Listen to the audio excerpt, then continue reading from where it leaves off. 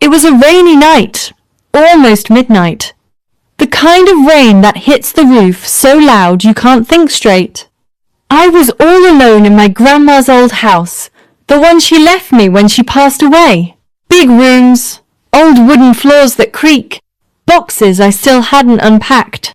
I was sitting in the dark, missing her, when the doorbell rang. I looked through the peephole.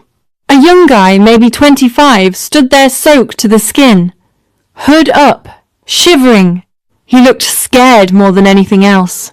I opened the door just a crack, chain still on. "Please," he said, voice shaky. "My car broke down a couple miles back. My phone is dead. I just need to charge it and wait for the rain to stop. I promise I'm not a bad guy." My heart was pounding.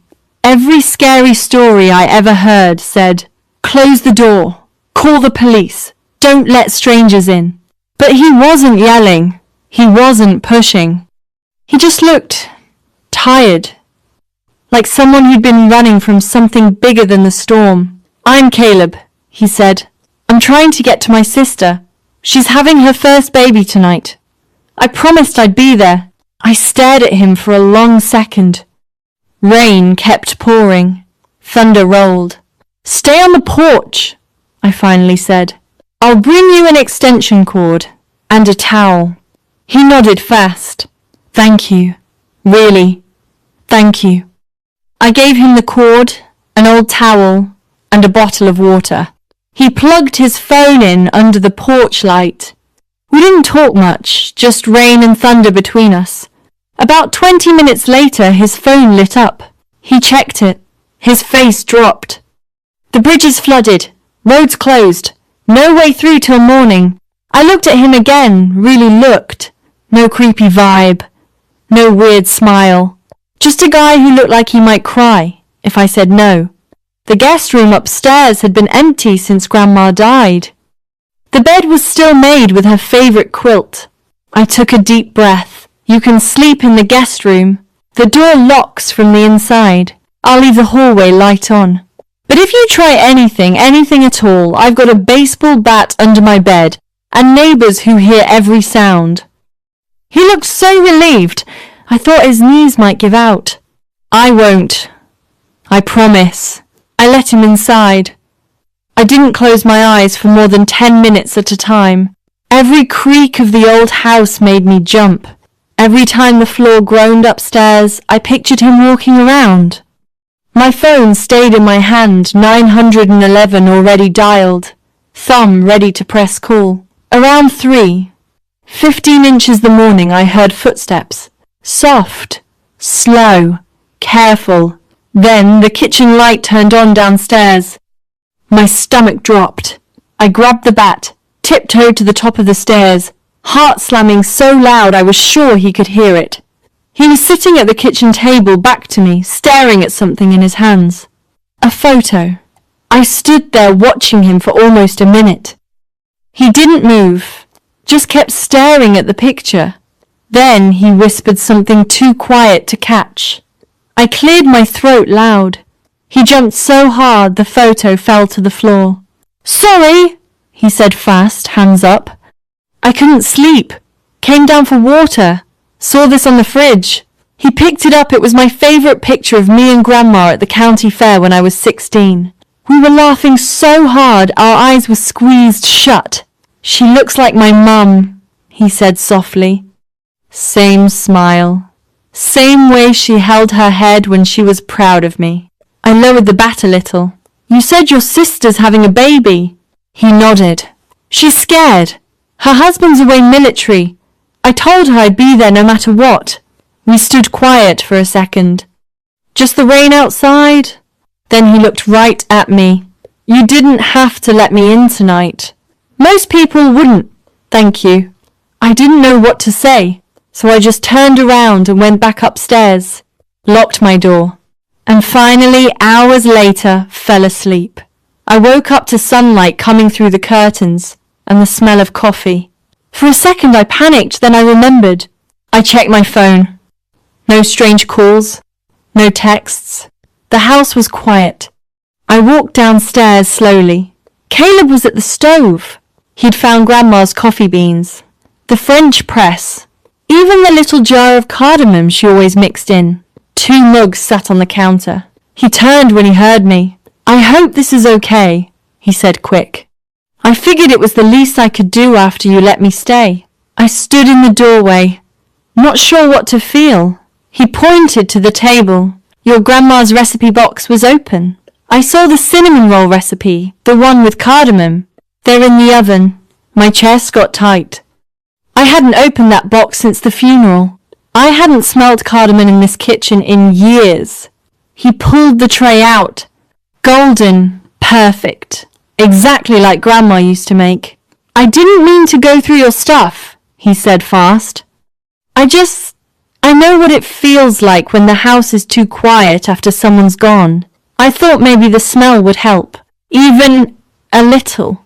Tears came fast, hot and sudden. I couldn't stop them. He didn't come closer, didn't try to hug me. Just stood there and let me cry.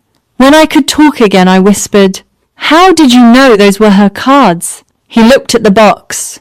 They had her handwriting, and inside the lid it said Harper's Favorites in blue ink. I laughed even though I was crying. She always said I'd need them someday. We sat down, ate in silence at first. Then he started talking. "My mum died when I was 19. Cancer. Same kind your grandma had, right?" I nodded. "My little sister was 16. She just shut down. I had to be mum, dad, big brother, everything. I haven't slept right since." He looked into his coffee. "That's why I had to get to her last night." She was terrified, and I promised her I'd never leave her alone again. I swallowed hard. "My brother. After our parents died, he took the house, told me I had to leave by Friday. Changed the locks while I was still packing my stuff." Caleb's face got tight. "I'm sorry." I shrugged. "Me too." We sat there a long time, 2 people who barely knew each other, but somehow understood the same kind of hurt. Then he said something I'll never forget. "I think I know why your grandma kept that photo on the fridge. It's the last picture where you look really happy like nothing could touch you. She wanted to remember that girl, not the one who got hurt later." I cried again, quieter this time. He just waited. When I wiped my face, he spoke again. "I have to leave soon. Road's open. But if you ever need anything, a place to crash. Someone to talk to.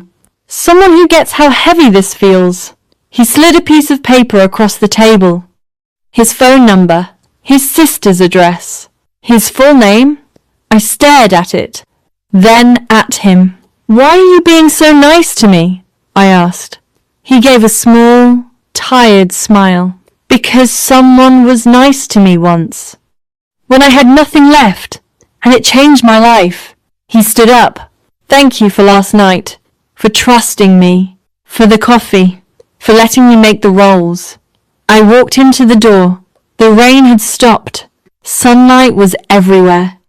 He turned back one last time. "If you're ever in the next town, come see us. My sister makes awful pancakes. We could use someone who actually knows how to cook." I laughed a real laugh. First one in months.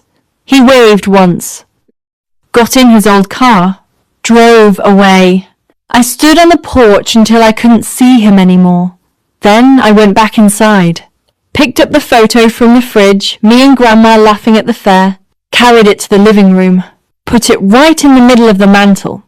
For the first time since she died, the house didn't feel so empty. It felt like it was waiting for something new.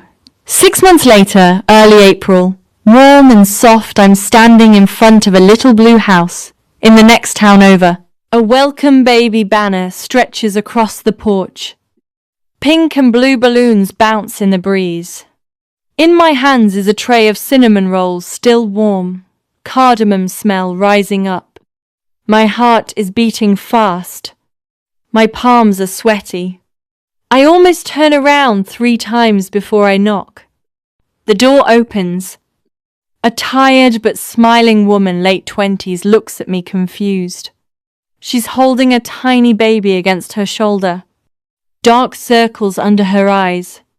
Hair in a messy bun. But she's glowing. Then Caleb appears behind her. His eyes go wide. A huge smile breaks across his face. Harper?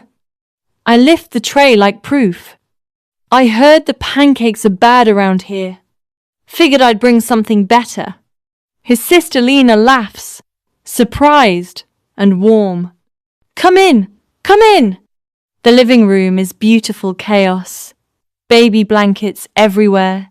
Diapers stacked on the coffee table. A bassinet by the window. The baby Nora is asleep, tiny cheeks pink. Caleb takes the tray from me. Looks at me like I'm a miracle he didn't expect to see again. You actually came. I nod. I thought, maybe it was time someone showed up for somebody else. Lena hands me the baby without asking. Her name is Nora, after our mum. I hold her so carefully. She smells like milk and new beginnings. We sit, talk, laugh. Caleb tells me about the night Nora was born, how he made it just in time, tires screeching, how Lena cried when she saw his face. Lena tells me how Caleb held his niece and cried like a baby himself. I tell them about moving back into Grandma's house, about planting new rose bushes in the garden, about hanging Dad's old tool belt on the garage wall again, about how sometimes I still hear the house creak and think it's Grandma walking around. They listen like every word matters. Hours go by. Nora wakes up hungry. I give her a bottle while Caleb and Lena watch quiet, thankful. When the sun starts going down, Caleb walks me to the door. You didn't have to come, he says softly. I smile. You didn't have to be kind that night. But you were. He looks down at the porch step. I still think about that morning. The cinnamon rolls. The way your face changed when you smelled them, like you remembered how to breathe again. I nod. I did. He hesitates. If you ever want company, someone to help with the garden, someone who understands how loud the quiet can be, I finish for him. I know where to find you. He smiles, small, real, tired. I drive home with the windows down. Spring air rushes in.